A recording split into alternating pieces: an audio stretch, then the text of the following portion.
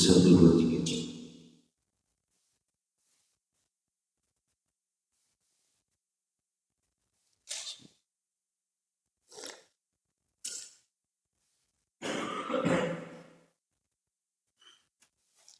Assalamualaikum warahmatullahi wabarakatuh.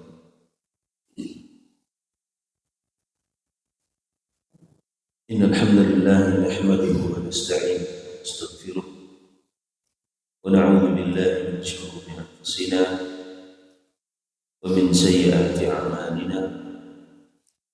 May yahdihillahu fala mudilla lahu wa may yudlil fala hadiya lahu. Asyhadu an la ilaha illallah wahdahu la syarika lahu wa asyhadu anna Muhammadan abduhu wa rasuluh. Alhamdulillah, segala puja dan puji serta syukur senantiasa menjadi Allah Subhanahu wa taala, yang mana alhamdulillah pada kesempatan di subuh ini Allah Subhanahu wa taala masih terus memberikan kesehatan kepada kita, memberikan waktu luang kepada kita, memberikan hidayahnya kepada kita, sehingga alhamdulillah dengan hidayah dan taufik dari Allah Subhanahu wa taala pada kesempatan di hari ini kita masih bisa dikumpulkan oleh Allah Subhanahu wa taala dalam keadaan sehat walafiat. Salawat teriring salam semoga senantiasa tercurahkan kepada baginda Nabi Muhammad sallallahu alaihi wasallam, pada keluarga beliau, para sahabatnya, dan orang-orang yang mencintai sunnah beliau hingga akhir zaman. Ikhwani fid din rahimani wa rahimakumullah. Insyaallah pada hari ini kita akan lanjut pembahasannya kemarin di surah Fathul Hidayah, yaitu tentang detik-detik wafatnya Nabi kita Muhammad sallallahu alaihi wasallam. Kemarin alhamdulillah kita sudah membaca sedikit tentang Rasulullah SAW.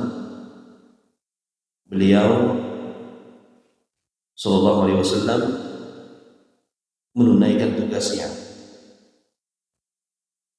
Di antara ayat yang turun yang menunjukkan bahwasanya Rasulullah SAW tidak lama lagi beliau akan dipanggil oleh Allah Subhanahu wa taala adalah surah At-Taubah. Al-yawma akmaltu lakum dinakum wa atmamtu 'alaikum ni'mati wa raditu lakumul Islam dinan. Allah Subhanahu wa taala menyebutkan al-yawma akmaltu lakum dinakum. Sungguh Allah Subhanahu wa taala al-yawm, pada hari ini, akmaltu lakum, telah menyempurnakan agama buat kalian. Dan kemarin sudah kita jelaskan juga tentang Hajjil Wada, haji terakhir Rasulullah sallallahu alaihi wasallam, ya disebut juga Hajjil Wada atau bahasa lain disebut dengan haji perpisahan. Kemudian kita kemarin juga sudah menjelaskan tentang bagaimana piciknya orang-orang Yahudi. Ya, mereka wanita Yahudi meracuni Rasulullah SAW dan para sahabatnya. Bahkan Nabi SAW sempat beliau makan sedikit daripada racun tersebut, ya, bahkan sampai berpengaruh dengan kesehatan beliau, sampai beliau nanti dicabut oleh Allah Subhanahu wa taala. Kemarin juga kita sudah menjelaskan tentang makna daripada Nabi, kemudian Rasul juga sudah kita jelaskan. Apa kembali Nabi? Apa bedanya antara Nabi dan Rasul? Baik, tinggal misalnya laki-laki, terus berarti tidak ada dari kalangan itu Nabi. Kemudian yang kedua manusia, berarti tidak ada dari kalangan jin. Kemudian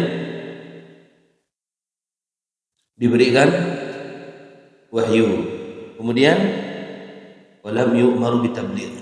Kalau Nabi ini tidak diperintahkan untuk apa? Menyampaikan. Dan kemarin kita menyebutkan bahwasanya Nabi itu yang kita imani berapa? 25. Yang tidak wajib kita imani itu jumlahnya lebih banyak. Kemudian Rasul, ya, manusia, kemudian dari kalangan laki-laki, kemudian diberikan wahyu, kemudian apa? Wa yu'maru bitabligh. Dia diperintahkan untuk apa? Menyampaikan risalah dari Allah Subhanahu wa taala. Baik. Insyaallah pada hari ini kita akan membacakan tentang awal mula kematian Rasulullah sallallahu alaihi wasallam. Ya, awal beliau merasakan sakit hingga merenggut nyawa beliau sallallahu alaihi wasallam. Akhir bulan Safar atau awal bulan Rabiul Awwal tahun ke-11 Hijriah. Akhir bulan Safar, kemudian apa? Atau awal Rabiul Awwal tahun ke-11 Hijriah. Rasulullah sallallahu alaihi wasallam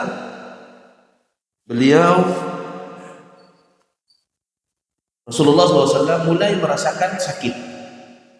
Ini diceritakan ya oleh Ibnu Hajar Asqalani dalam kitab beliau Fathul Bari.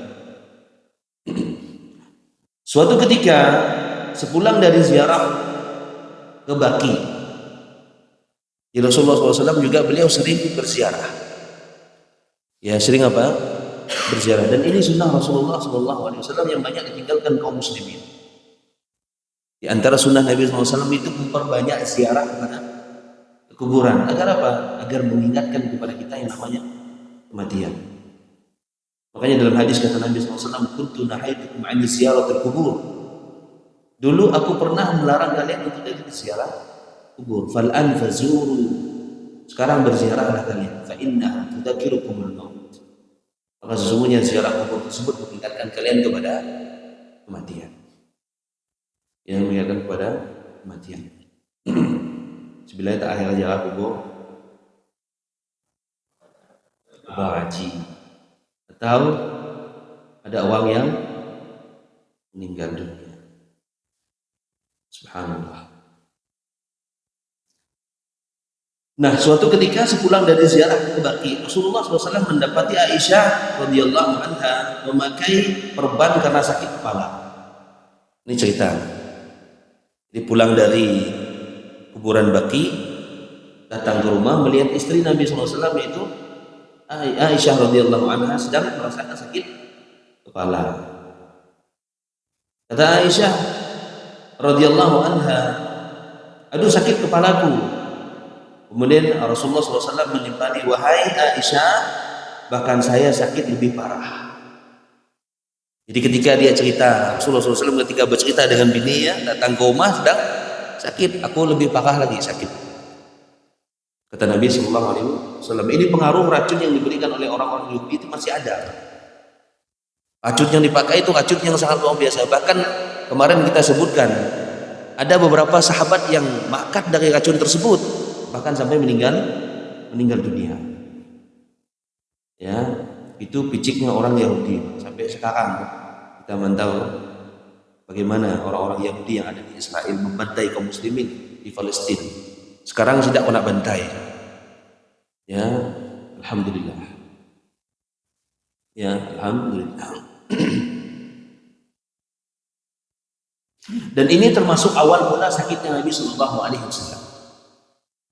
Pulang dari kubur Baqi, ya, kemudian datang ke rumah, ketemu dengan istri pun sedang sakit, mengeluhkan kepada Nabi SAW, kata Nabi, aku lebih parah sakit daripada kau. Ya, nah ini awal mula Rasulullah SAW merasakan sakit. Kemudian Rasulullah SAW beliau dirawat oleh istri-istri Nabi secara bergiliran. Ketika Nabi sakit itu, beliau dirawat oleh para istri beliau secara bergiliran. Saat itu ada 9 istri beliau tercinta. Ada 9 istri Nabi Sallallahu Alaihi wasallam. Kalau kita umatnya cuma hanya 4 saja boleh Pak, maksimal. Ya, kata Allah Subhanahu wa taala, "Fankihu ma thaba lakum minan nisa, masna wa sulasa wa ruba." Kata Allah Subhanahu wa taala, "Fankihu." Ada yang semangat kalau dengan ayat tuh. Coba biar dengar. Ya. "Fankihu ma thaba lakum minan nisa." Nikahlah dari kalian wanita masna 1, 2, wasulasa 3, waruba 4.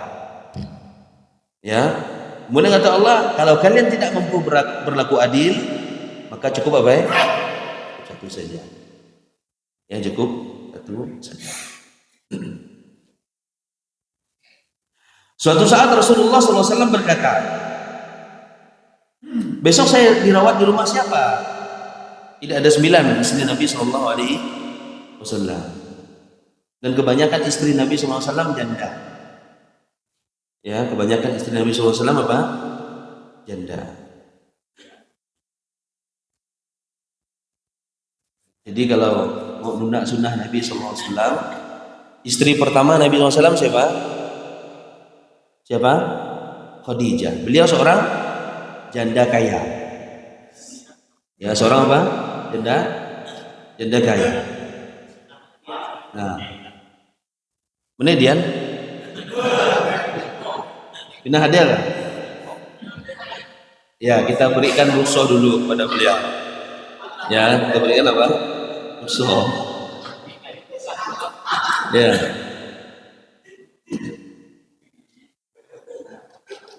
Nah, saat sakitnya bertambah parah, jadi mulai bertambah parah sakit Nabi SAW, beliau meminta izin kepada istri-istri yang lain agar beliau dirawat di rumah Aisyah radhiyallahu anha. Ya, karena Aisyah ini termasuk istri yang paling beliau cintai. Ya, lalu bagaimana dengan orang-orang Syiah? Orang-orang Syiah itu mengkafirkan, menuduh Aisyah radhiyallahu anha berzina. Bayangkan Pak, tuduhan mereka. Ya, dilihat bagaimana Nabi SAW dengan istri beliau. Bahkan disebutkan dalam hadis itu bahwasanya istri Nabi itu istri di dunia dan istri apa? Di akhirat. Bahkan mereka ada jaminan surga dari Allah Subhanahu wa taala. Istri yang paling beliau cintai. Kemudian para istri yang lain pun setuju dengan ini. Beliau mau dirawat. Bahkan Nabi SAW itu meninggal dibawa di pangkuannya Aisyah radhiyallahu anha. Nabi SAW meninggal di pangkuan Aisyah radhiyallahu anha, meninggal di rumah Aisyah, kemudian dikuburkan di situ. Ini di antara sunnahnya para nabi. Jadi mereka dikuburkan di mana mereka meninggal dunia. Ya, mereka dikuburkan di mana mereka meninggal dunia. Rasulullah SAW beliau ya tidak bisa jalan sehingga dipapah oleh 2 orang, yaitu Fadl bin Abbas dan Ali bin Abi Thalib ke rumah Aisyah radhiyallahu anha. Ini mulai patah beliau sallallahu alaihi wasallam. Ya, ketika izin dengan istri-istri yang lain untuk dirawat di rumah siapa? Aisyah radhiyallahu anha, tidak main beliau pun ke rumah Aisyah radhiyallahu anha sudah mulai dipapah bahasa kita. Kalau bahasa kita apa dia? Intinya beliau ini sakitnya sudah mulai ketika di rumah Aisyah radhiyallahu anha, istri-istri Nabi yang berkumpul di rumah Aisyah saling bercerita mereka. Salah satu istri Nabi SAW adalah Ummu Habibah dan Ummu Salamah yang dulu pernah hijrah ke negeri Habasyah. Negeri apa? Habasyah. Ethiopia. Habasyah itu negeri Ethiopia. Ketika Nabi SAW diperintahkan untuk hijrah, beliau hijrah ke negeri Habasyah. Dia menceritakan bahwasanya dia pernah masuk gereja dan di sana ada gambar-gambar. Ya, siapa yang cerita nih Pak? Dua Ummu Habibah dengan siapa? Ummu Salamah. Ya, ketika mereka berhijrah kemana? Ke negeri Habasyah. Nah, mereka berdua ini sempat masuk ke dalam apa? Dalam gereja. Dan di sana ada gambar-gambar. Rasulullah SAW beliau bercerita, dan dua bercerita, tapi didengar oleh Nabi SAW yang sedang sakit. Ya, didengar oleh Nabi SAW ketika itu sedang sakit. Kemudian Nabi SAW beliau ketika mendengar ceritanya ada gambar segala macam dikejar, Nabi SAW lalu berkomentar. Ya, dikomentar oleh siapa? Rasulullah SAW. Kata Nabi SAW, ulaika idza kana fihim rajul as-salih famata. Kata Nabi SAW, mereka apabila ada orang soleh yang meninggal dunia. Nyambung cerita dari supaya Nabi itu istri beliau, istri lagi duduk-duduk lagi bercerita ya tentang mereka pernah masuk ke mana? Ke gereja. Kemudian mereka melihat gambar-gambar. Ulaika idza kana fihi rajul salih famata. Mereka itu ya ketika ada seseorang yang meninggal dunia dan orang tersebut adalah orang yang soleh. Kemudian banau ala qabrihi masjidah. Mereka membangun di atas kuburannya tersebut apa? Masjid. Ya, mereka membangun di atas kubur itu apa? Masjid. Kemudian mereka wasawwaru fihi tilka surah. Kemudian mereka menggambar gambar tersebut ya. Kemudian diletakkan di mana ya? Di atas kuburan tersebut. Faulaika syirarul khalq. Kata Nabi SAW, mereka adalah seburuk-buruknya manusia. Dalam hadis yang lain kata Nabi SAW, la'anallahu al-yahudi wan nasara ittakhadhu qubur anbiya'ihim masajid. Kata Nabi SAW, laknat Allah terhadap orang Yahudi dan Nasara. Mereka menjadikan kuburan nabi-nabi mereka sebagai tempat apa? Tempat peribadatan. Ya, mereka menjadikan kuburan nabi-nabi mereka sebagai tempat apa? Tempat peribadatan.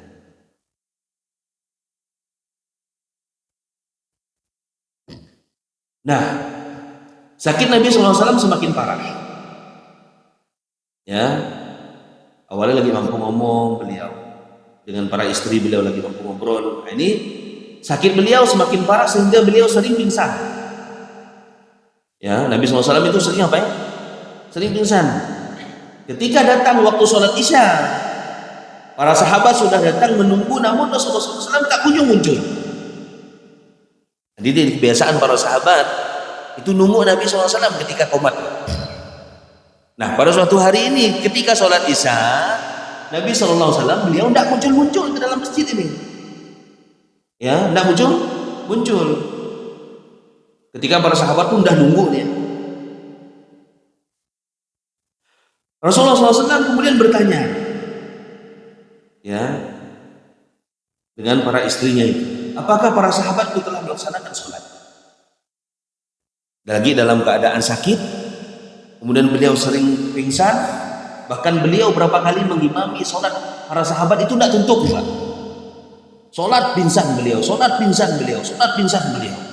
Dan yang pertama kali beliau tanyakan tentang apa Pak? Tentang masalah sholat. Ini pentingnya masalah sholat. Makanya dalam hadis kata Nabi SAW, awwalu ma yuhasibu al-'abdu yaumal qiyamah as-sholat. Yang pertama kali yang Allah akan hisab nanti pada hari kiamat, ketika kita berjumpa dengan Allah Subhanahu wa taala, tentang apa? Tentang sholat kita. Kalau bagus sholat kita, maka yang lainnya akan ikut bagus. Kalau sholat kita diterima oleh Allah Subhanahu wa taala, maka yang lainnya akan diterima. Ini bagaimana Nabi SAW menjaga sholat. Sangat memperhatikan apa? Kita juga mengetahui bahwa Nabi SAW beliau dah diampuni oleh Allah Subhanahu wa taala dosa-dosa beliau yang telah lalu dan yang akan datang. Lihat bagaimana beliau sholat malam. Ya, sampai bengkak kaki beliau. Nabi SAW itu sholat sampai apa? Kakinya bengkak. Kemudian ditanya oleh Aisyah radhiyallahu anha, kalau bahasa kita, ngapain ya Rasulullah sampai batu gila semayatnya, sholatnya sampai seperti ini? Bukankah engkau ya telah diampuni oleh Allah Subhanahu wa taala dosa-dosanya yang telah lalu dan yang akan datang? Apa kata Nabi SAW? Apakah aku tidak termasuk orang-orang yang bersyukur kepada Allah Subhanahu wa ta'ala. Ini bentuk syukur Nabi sallallahu alaihi wasallam. Bentuk terima kasih dari Nabi sallallahu alaihi wasallam kepada Allah Subhanahu wa ta'ala. Rasulullah SAW kemudian bertanya, apakah para sahabat sudah sholat? Mereka menjawab, belum ya Rasulullah, mereka menunggu Anda.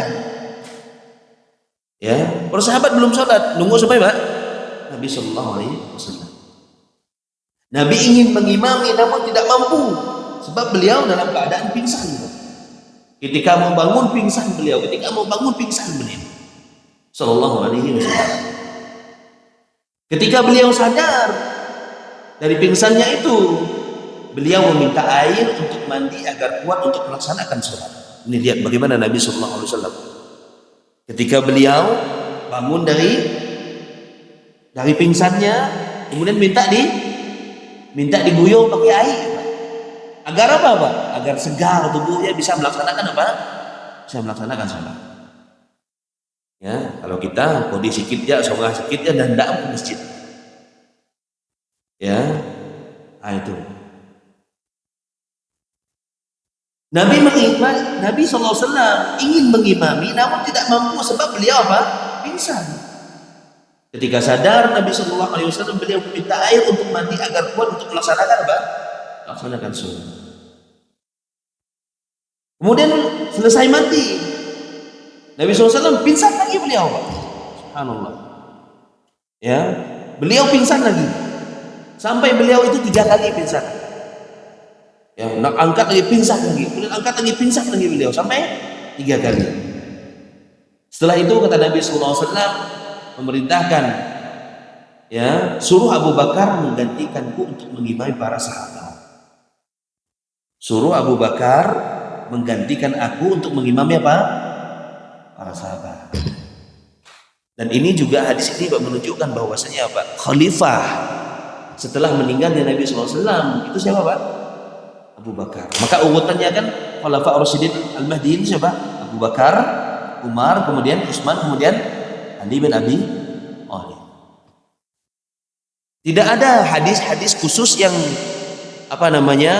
menunjuk Abu Bakar As-Siddiq radhiyallahu anha untuk menjadi khalifah setelah itu. Ini sih Pak.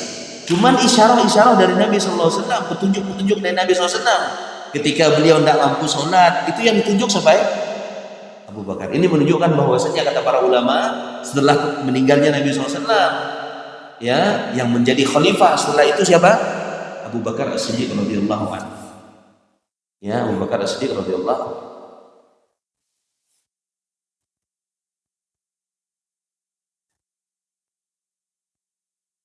Kemudian kata Aisyah ketika Nabi SAW memerintahkan, suruh Abu Bakar saja yang mengimami sholat. Kata Aisyah radhiyallahu anha, jangan Abu Bakar ya Rasulullah. Abu Bakar itu mudah menangis orangnya. Ya, Abu Bakar itu mudah menangis. Suaranya juga lirih. Makmumnya di belakang nanti tidak dengar suara beliau. Ya, makmum di belakang tidak dengar suara, nanti terlalu lirih suara siapa? Abu Bakar. Dan beliau itu mudah apa? Mudah menangis. Ya, mudah apa? Mudah-mudahan. Lihat bagaimana para sahabat. Ya, lihat bagaimana para sahabat.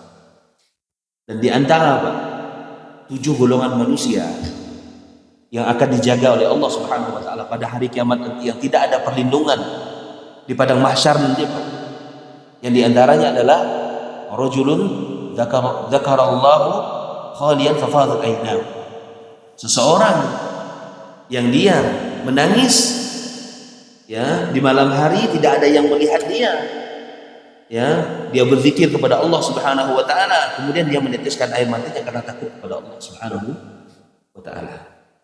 Dan di antara mata yang tidak akan disentuh oleh api neraka adalah mata yang dia menangis karena takut kepada Allah Subhanahu wa taala. Takut karena dosa-dosanya yang telah lalu. Ya. Mungkin kita bisa introspeksi, kapan kita terakhir nangis takut kepada Allah Subhanahu wa taala. Ini ada keutamaan menangis karena kita takut kepada Allah Subhanahu wa taala. Karena kita takut dengan dosa-dosa yang telah kita lakukan. Nah, namun itu pilihan dari Nabi Shallallahu Alaihi Wasallam. Walaupun itu ditolak oleh Aisyah, janganlah Abu Bakar tuh. Namun itu adalah pilihan siapa? Nabi Shallallahu Alaihi Wasallam. Sebagai isyarat, nah ini bahwasanya beliaulah yang akan menggantikan Nabi Shallallahu Alaihi Wasallam. Nah, para sahabat pun akhirnya menyuruh Abu Bakar untuk mengimami. Ya, akhirnya para sahabat itu menyuruh siapa? Abu Bakar As-Siddiq radhiyallahu anhu untuk mengimami salat. Namun Abu Bakar menolak. Abu Bakar apa? Menolak. Ya. Kemudian menunjuk Umar bin Khattab. Ya, Abu Bakar menolak, menunjuk supaya Umar bin Khattab. Ya.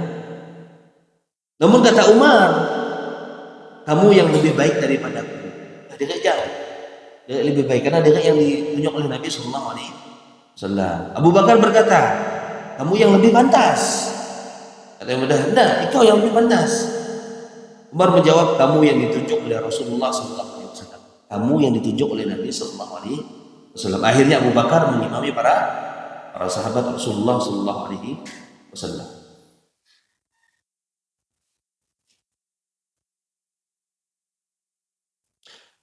Pada suatu hari, tepatnya pada hari Kamis,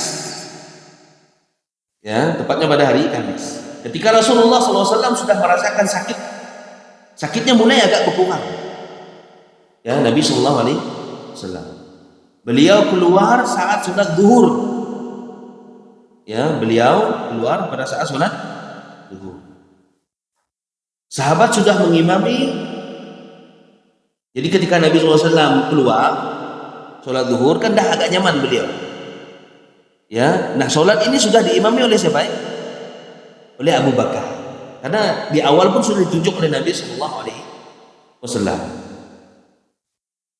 Beliau alaihi salatu wasallam ketika berangkat ke masjid itu dipapah oleh dua orang, ya. Nabi SAW ketika beliau angkat dari rumah yang menuju masjid itu dia dipapah. Kalau bahasa kita mungkin ditangmok, ya, agar bisa sampai kemana Pak? Sampai ke masjid, ya, agar kita sampai ke masjid. Kaki beliau tidak bisa jalan sehingga bergesek menyapu jalan. Ada dua ikut yang main, kaki tidak mampu berjalan beliau, sehingga kalau dalam bahasa kita apa deh? Tergesek ke tanah dia. Kalau tak kayak begitu. Sallallahu Alaihi Wasallam.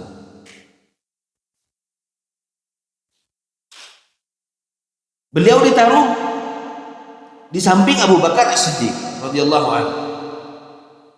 Abu Bakar akhirnya menjadikan beliau sebagai imam saat beliau tidak bisa berdiri, sehingga beliau pun sholat dalam keadaan duduk. Ya, ketika itu datang beliau, kemudian Nabi SAW pun jadi imam. Kemudian beliau imam dalam keadaan apa ya? Duduk. Abu Bakar pun datang dan para sahabat pun semuanya pun duduk karena makmum mengikuti siapa Pak? Mengikuti imam.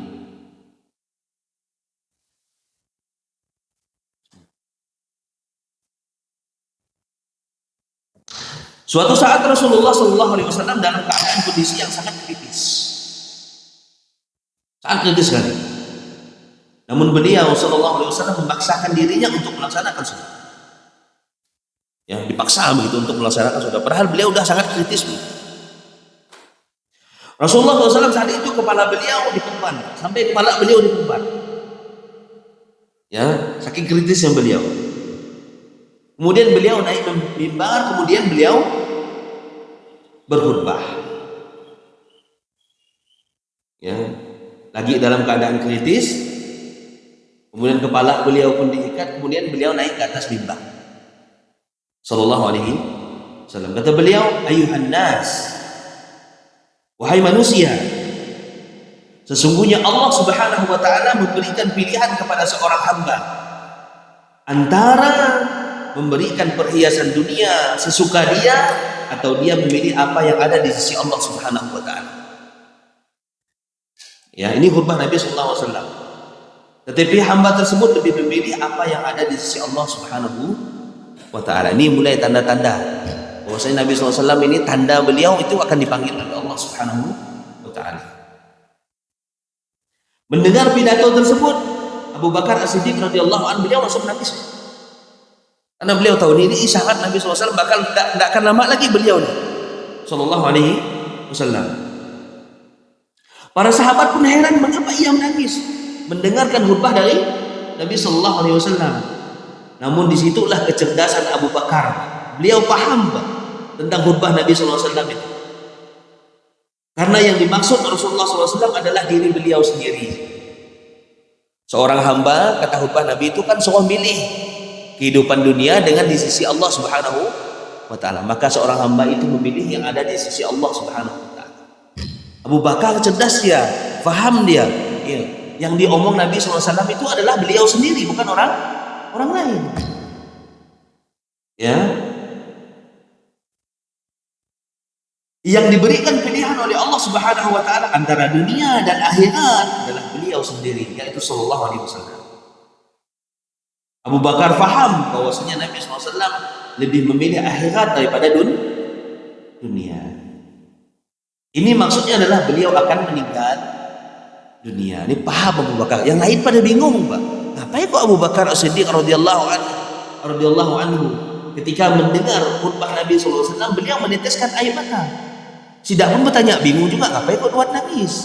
Mungkin tak pandai. Ya, khutbah Nabi SAW termasuk tanda daripada bahwasanya beliau akan dijemput oleh Allah Subhanahu wa Ta'ala.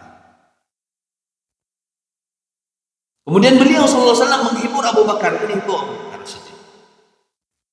Kata beliau, la tabki, jangan nangis. Andaikan aku boleh menjadikan kekasih selain Allah, maka aku akan menjadikan Abu Bakar sebagai kekasih. Ini diantara keutamaan Abu Bakar As-Siddiq radhiyallahu anhu.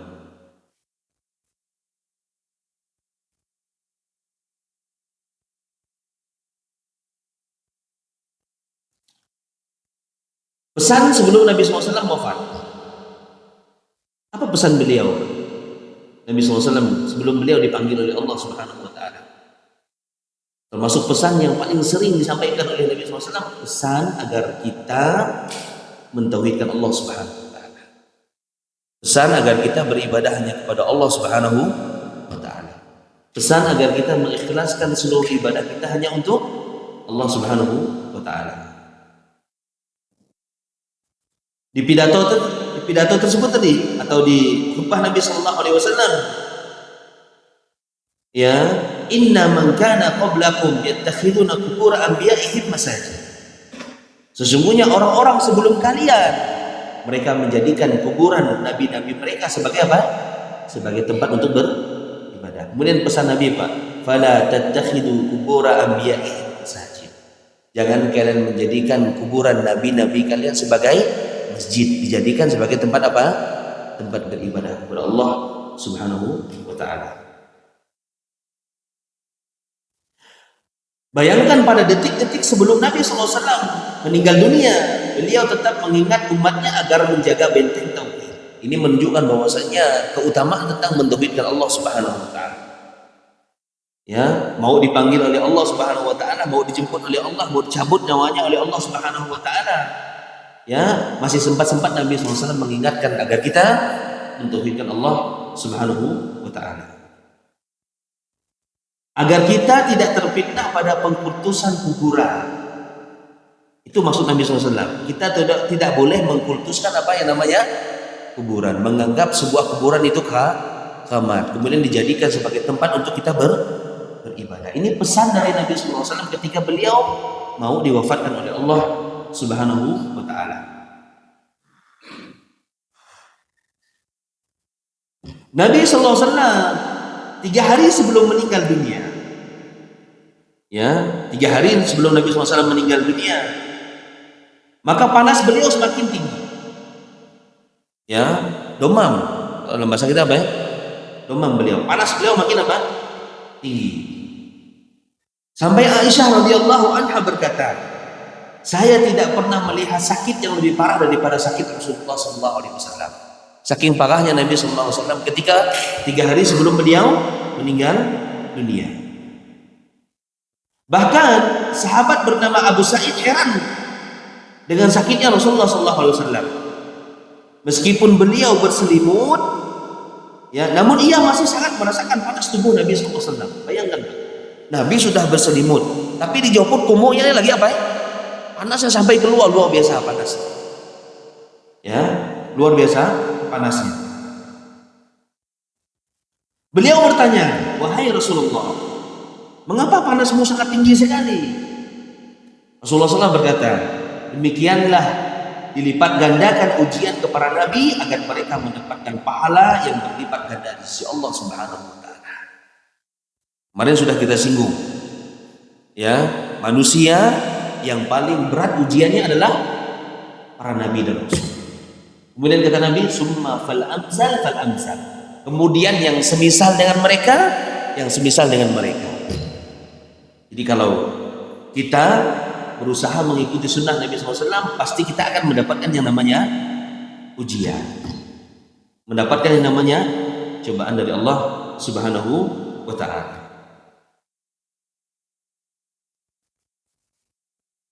Bahkan saat beliau SAW kritis, beliau itu pingsan beberapa kali, ya, 3 hari sebelum kematian beliau. Rasulullah SAW menyingkap selimutnya dan membuka matanya, kemudian bersabda, ketika beliau mau meninggal dunia, 3 hari sebelum beliau meninggal dunia, lagi dalam keadaan sangat panas, beliau Sallallahu Alaihi Wasallam berkumur, panasnya pun sampai keluar. Kemudian sempat-sempat beliau buka selimut beliau, kemudian Nabi SAW bersabda, apa sabda beliau? La'anallahu al-yahudi wal nasara. Semoga Allah Subhanahu wa taala melaknat orang Yahudi dan Nasara. Ittahadu kubura anbiya'ihim masajid. Mereka menjadikan kuburan nabi-nabi mereka sebagai tempat peribadatan. Ini menunjukkan bahwasanya penting bagi kita untuk apa? Mentauhidkan Allah Subhanahu wa taala dan menjauhkan diri kita sekuat tenaga dari perbuatan syirik. Ini menunjukkan bahwasanya betapa perhatian Rasulullah SAW terhadap masalah tauhid. Sampai di detik-detik kematian beliau Sallallahu Alaihi Wasallam terus mengingatkan para sahabat agar mereka menjaga tauhid kepada Allah Subhanahu wa taala. Ini di puncak-puncaknya keimanan para sahabat. Jadi kalau dalam bahasa kita, para sahabat Nabi SAW itu sudah mencapai puncak keimanan mereka. Itu pun masih diingatkan Nabi SAW tentang masalah apa? Masalah tauhid dan menjauhkan dari kesyirikan. Ini menunjukkan bahwasanya pentingnya kita mempelajari dan menjauhkan dari segala macam perbuatan syirik.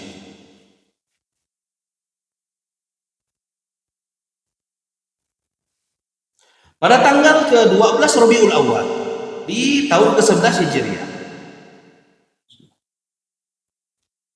saat sholat subuh, subuh diimami oleh Abu Bakar As-Siddiq radhiyallahu anhu. Rasulullah SAW menyingkap jendela kamar Aisyah. Beliau lagi sakit nih. Beliau sedang apa? Sakit. Karena rumah Nabi SAW itu sangat dekat dengan masjid. Dibuka ya jendela, mantau sedang masjid. Tapi Nabi SAW sudah tidak mampu angkat beliau Sallallahu Alaihi Wasallam. Saat melihat para sahabat menjalankan salat dengan diimami oleh Abu Bakar As-Siddiq, beliau pun sangat tersenyum dan sangat bergembira. Senang beliau mantau para sahabat itu. Sini beliau udah ke jendela begitu kan, karena rumah beliau sangat dekat. Mantau para sahabat diimami oleh siapa? Abu Bakar. Senyum beliau, senang beliau mantau mereka sedang melaksanakan sholat. Karena amalan yang paling dicintai oleh Rasulullah SAW adalah sholat. Nah, pada pagi harinya sahabat Abdurrahman bin Abu Bakar As-Siddiq menjenguk Rasulullah SAW. Ya, pagi hari setelah sholat subuh Siddiq menjenguk siapa? Nabi SAW sambil bersiwak. Saat itu Rasulullah SAW, sakit Rasulullah SAW semakin parah hingga tidak bisa berbicara beliau SAW. Ini mulai nih. Ya, pada pagi itu ketika para sahabat telah melaksanakan sholat subuh, kemudian mereka menjenguk Nabi SAW. Nabi SAW pun tidak mampu ngomong beliau. Ya, udah makin parah Sallallahu Alaihi Wasallam. Beliau hanya memperhatikan Abdurrahman dengan sedang bersiwak. Dipati beliau di sini. Beliau ngomong dan tidak mampu Nabi Sallallahu Alaihi Wasallam.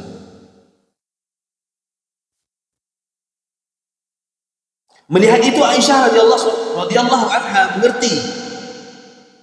Ia pun bertanya kepada Nabi, wahai Rasulullah, bagaimana jika saya ambil siwak untuk Anda?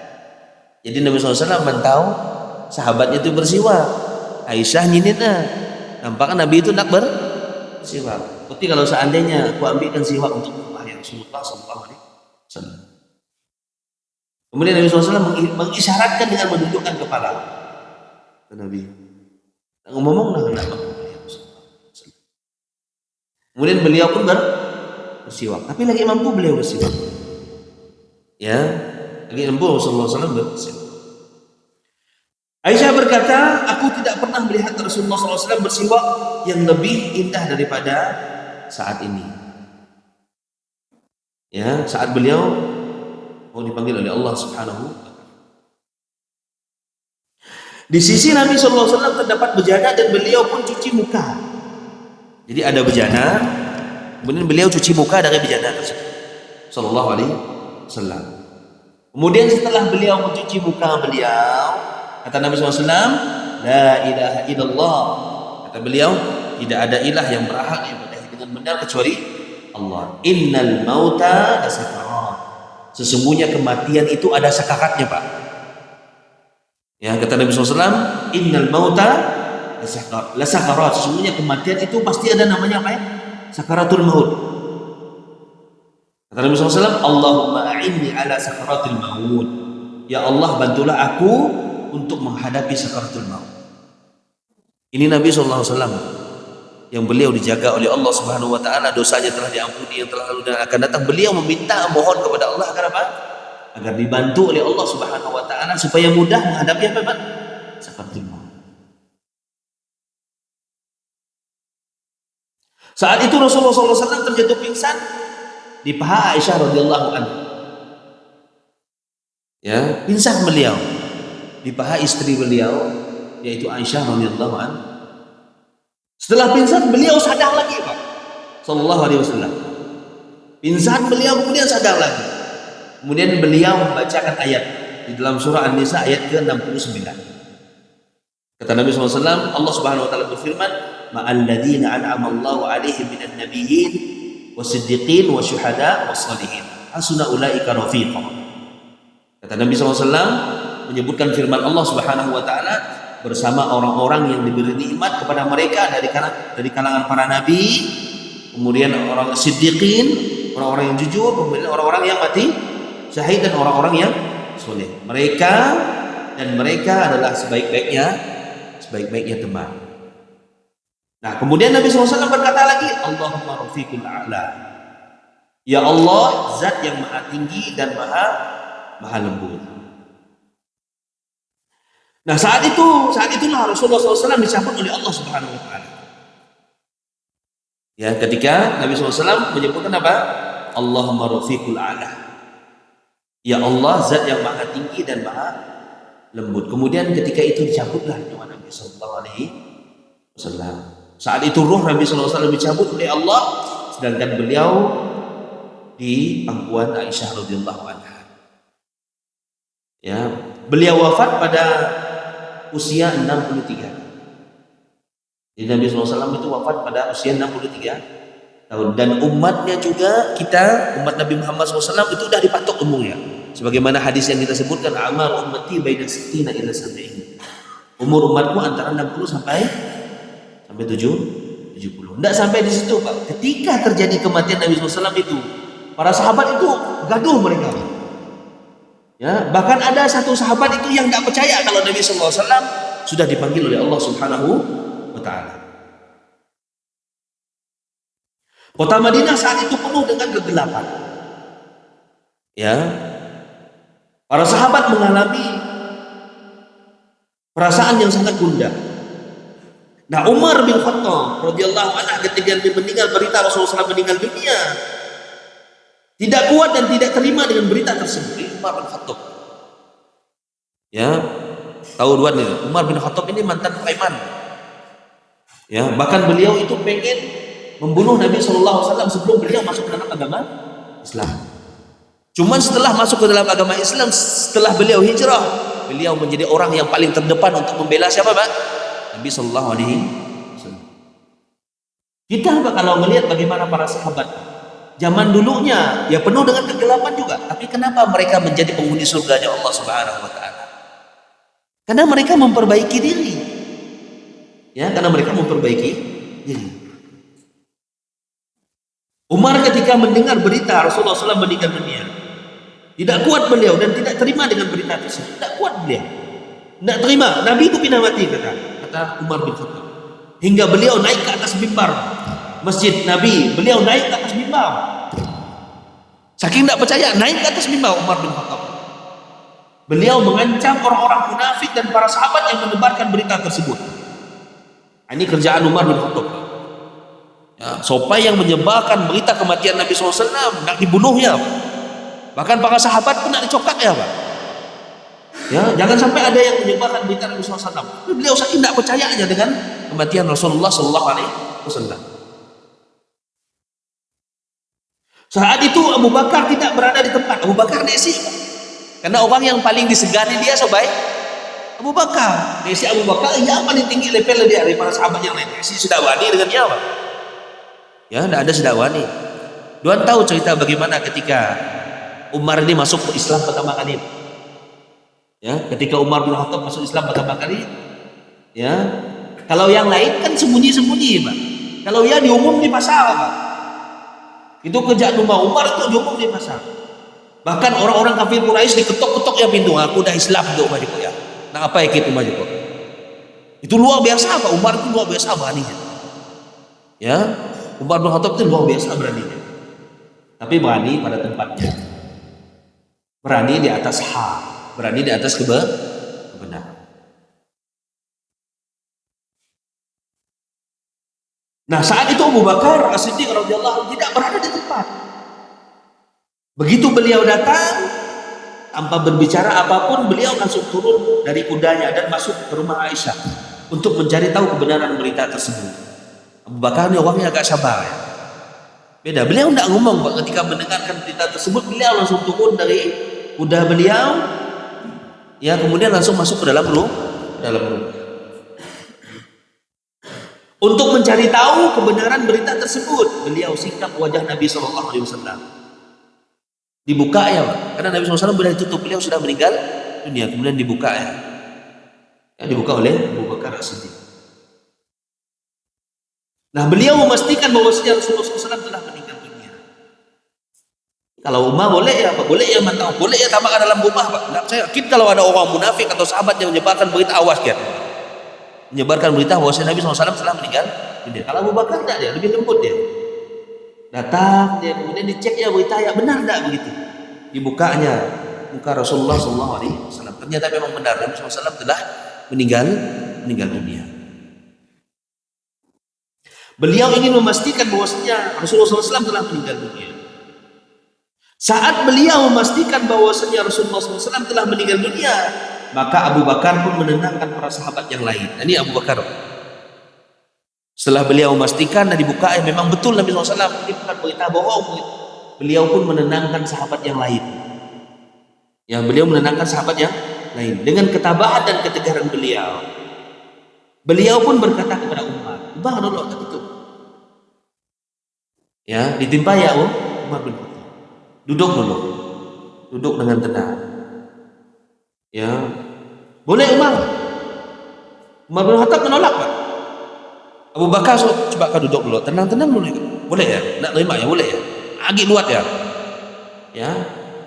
Kemudian Abu Bakar berkhutbah.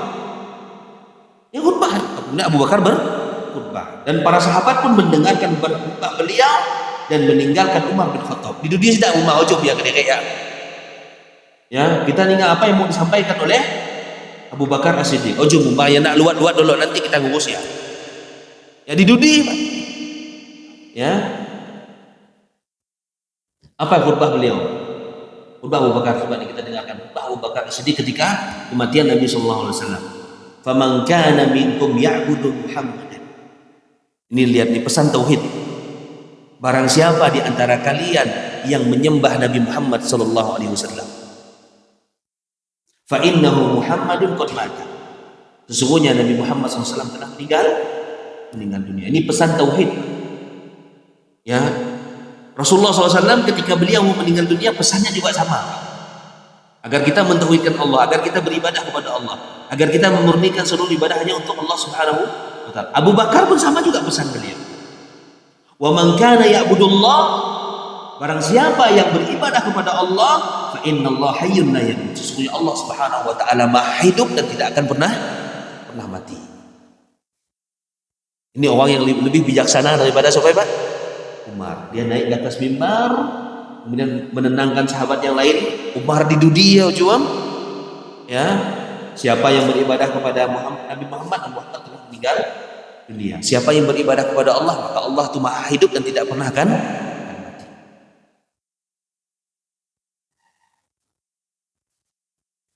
Kemudian beliau membacakan ayat-ayat yang menunjukkan bahwasanya Rasulullah SAW adalah manusia biasa yang juga akan meninggal dunia.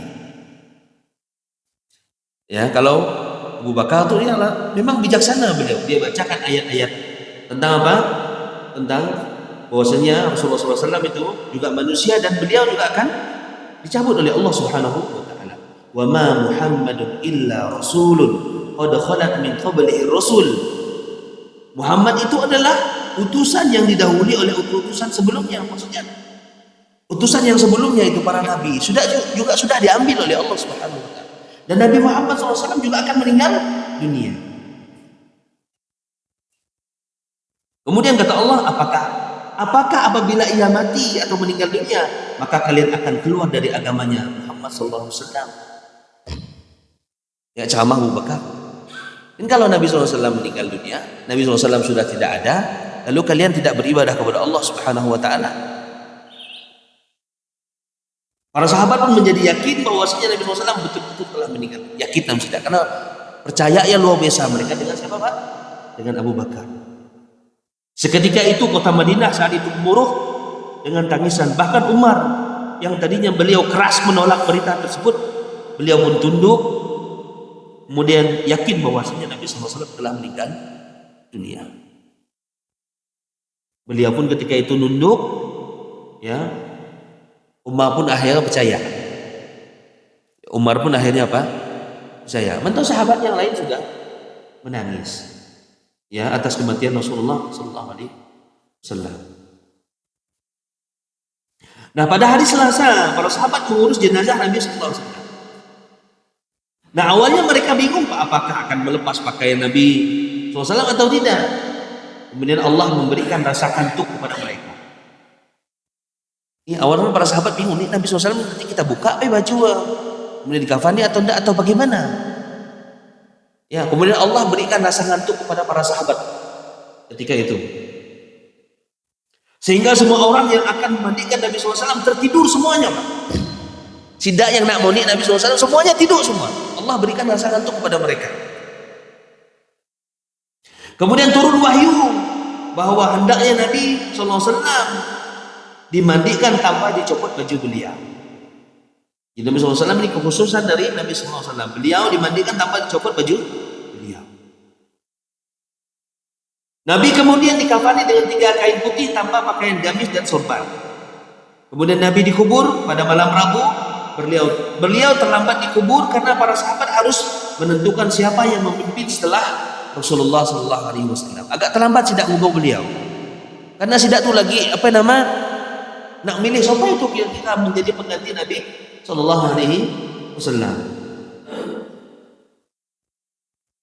agar tidak terjadi kekacauan. Jadi harus dipilih pemimpin itu agar apa? Tidak terjadi kekacauan. Itulah sekilas cerita tentang apa? Kematian Nabi Sallallahu Alaihi Wasallam. Apa pelajaran? Itulah sepenggal kisah tentang detik-detik wafat Rasulullah SAW. Yang setelah wafat berarti telah terputuslah wahyu. Nabi tidak mewarisi apa-apa. Jadi Nabi SAW itu ketika meninggal dunia, beliau tidak ada mewariskan harta, tidak ada mewariskan harta. Karena para nabi itu tidak mewariskan apa? Tidak mewariskan yang namanya harta. Dalam hadis kata Nabi SAW, innal anbiya lam yuwarisu dinar wala dirhaman. Sesungguhnya para nabi itu mereka tidak mewariskan yang namanya dinar dan dirham, tidak mewariskan emas, tidak mewariskan duit, tidak mewariskan rumah, tidak mewariskan apa-apa mereka. Innama warasul ilm. Yang mereka wariskan kepada umatnya adalah apa? Ilmu. Bukan kata Nabi SAW, faman akhadha minhu faqad akhadha bihaddin wahid. Siapa yang mengambil ilmu tersebut, yang mempelajari hadis-hadis Nabi SAW, belajar tentang agama Allah Subhanahu wa taala, maka sungguh dia telah mengambil perbendaharaan atau mengambil perwarisan dari siapa? Dari Nabi kita sallallahu alaihi wasallam. Mudah-mudahan kisah yang singkat ini memotivasi kita dan tentunya menambah iman kita, menambah semangat kita, ya, dan mengingat kita bahwasanya semua kita bakal dipanggil oleh Allah Subhanahu wa ta'ala. Nabi SAW saja, beliau seorang nabi, orang yang paling mulia di atas muka bumi ini, dicabut oleh Allah Subhanahu wa ta'ala nyawanya, dipanggil oleh Allah Subhanahu wa ta'ala, apalagi kita. Mudah-mudahan ini bermanfaat untuk saya pribadi, kemudian juga untuk kawan-kawan semuanya. Jazakallahu khair kepada saya. Syukron. Ya, mudah-mudahan jadi pahala buat beliau. Mudah-mudahan kita semuanya diberikan keistiqomahan agar kita bisa istiqomah terus berjuang untuk melaksanakan sholat subuh berjamaah dan sholat-sholat yang lainnya. Kenapa Pak? Karena sholat subuh ini kunci. Kalau kita dah mampu bangun subuh, insya Allah yang lainnya akan gampang. Mudah-mudahan bermanfaat. Kita tutup dengan doa kafaratul majelis. Subhanakallahumma wa bihamdika asyhadu an la ilaha illa anta astaghfiruka wa atubu ilaik. Assalamualaikum warahmatullahi wabarakatuh.